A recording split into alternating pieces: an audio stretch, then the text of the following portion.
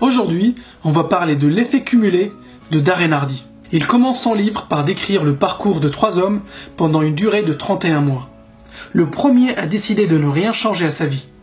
Le deuxième a acheté une grande télé, a commencé à regarder des émissions sur la cuisine. Ensuite, il a installé un mini-bar dans sa maison pour recevoir ses amis. Et le troisième a décidé de lire 10 pages par jour. Il a aussi réduit ses apports caloriques de 125 calories par jour. Il a juste arrêté de boire un café au lait tous les matins. Au cours des 9 mois qui ont suivi, rien n'a changé. Il n'y a aucune différence entre les 3 amis. Après 15 mois, tu commences à voir des petits changements. Mais au bout de 31 mois, il s'est passé quelque chose. Le premier, qui n'avait rien changé, était un peu triste parce qu'il n'était pas devenu une meilleure personne. Il n'a pas évolué. Il n'a rien appris de nouveau et sa vie ressemblait à celle d'avant. Le deuxième, qui a fait des choix négatifs, a pris 13 kilos et son couple battait de l'aile car il ne passait pas beaucoup de temps de qualité avec sa femme. Et le troisième, qui a fait des petits changements positifs dans sa vie, a perdu 13 kilos et il est devenu en meilleure forme. Il va probablement vivre plus longtemps. Il est devenu plus positif et plus cultivé parce qu'il lisait 10 pages par jour de façon consistante. Il a aussi développé ses compétences professionnelles et a réussi à décrocher une promotion au travail. Darren Hardy nous explique que des petits changements positifs et de façon consistante peuvent transformer ta vie de façon radicale sur le long terme. Il explique que la première chose à faire est de prendre la totale responsabilité de là où tu es. La plupart des gens préfèrent pointer du doigt des facteurs extérieurs pour justifier leur état actuel, que ce soit l'état de leur santé, de leurs finances ou leur situation familiale. Combien de fois tu as entendu des gens dire « Ah, c'est la faute du gouvernement » ou « c'est la faute de mes parents » ou « c'est la faute de mon conjoint ». Darren Hardy nous explique que le jour où tu prends la totale responsabilité de ta vie ou de ce qui t'arrive, tu feras le premier pas vers ton succès. Car il ne croit pas en la chance. Il explique que la chance arrive quand la préparation rencontre une opportunité. Darren Hardy insiste beaucoup sur l'importance du momentum qu'il appelle Big Mo dans son livre. Pour expliquer ça, il donne l'analogie de la fusée qui décolle. Elle dépense 80% de son énergie au décollage dans les 2 ou 3 premières minutes, car elle a besoin de toute cette énergie pour quitter le sol. Mais une fois en orbite, elle n'utilise quasiment plus son énergie. Il explique que c'est la même chose qui se passe dans notre vie.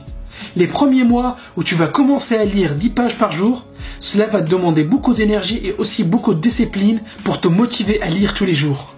Il dit que ça demande beaucoup d'efforts pour résister à la tentation des différentes distractions qu'on a dans notre vie et de se concentrer sur ce qui est vraiment important pour nous.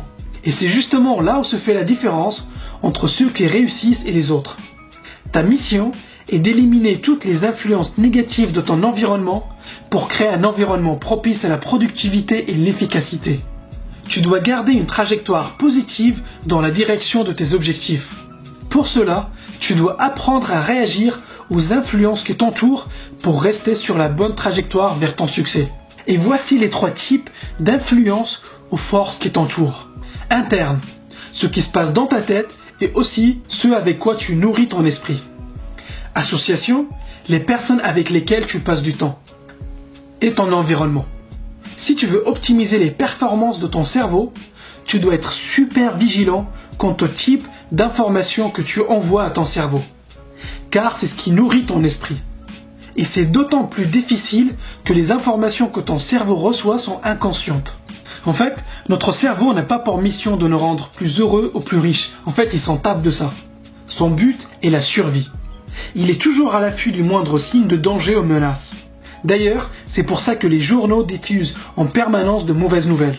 Car on regarde de façon beaucoup plus attentive quand c'est une mauvaise nouvelle ou un fait divers. Ce type d'information négative a un effet néfaste sur notre cerveau. Car celui-ci va se concentrer sur les mauvaises nouvelles au lieu de se concentrer sur tes objectifs. C'est pour cette raison qu'il faut faire attention à bien filtrer ce que tu regardes, ce que tu écoutes, avec qui tu traînes, tes sujets de discussion, etc. Donc pose-toi la question, avec quelle personne tu passes la plupart de ton temps? Car les sujets de tes conversations déterminent la qualité de ta vie. Ils déterminent ton attitude, tes choix et aussi ta santé mentale. Jim Rohn répétait souvent que nous sommes la moyenne des 5 personnes avec qui on passe le plus de temps. Ces personnes peuvent soit te tirer vers le haut, soit te tirer vers le bas. Donc fais super attention à tes fréquentations. Et il finit d'ailleurs son livre par une citation de Jim Rohn qui disait « N'espère pas que les choses soient plus faciles, mais espère plutôt d'être meilleur. » En d'autres mots, ne blâme pas les autres pour ce qui t'arrive. Trouve plutôt des pistes d'amélioration dans tous les domaines de ta vie. La meilleure façon pour prédire le futur est de le créer. La conclusion de ce livre, c'est que le changement ne doit pas forcément être radical. Tu peux faire des petits changements dans ta vie de tous les jours qui, sur le long terme, auront un impact gigantesque grâce à l'effet cumulé. J'espère que tu as aimé cette vidéo, dis-moi ce que tu en penses dans les commentaires et si tu veux recevoir d'autres résumés de livres comme celui-ci, abonne-toi à la chaîne.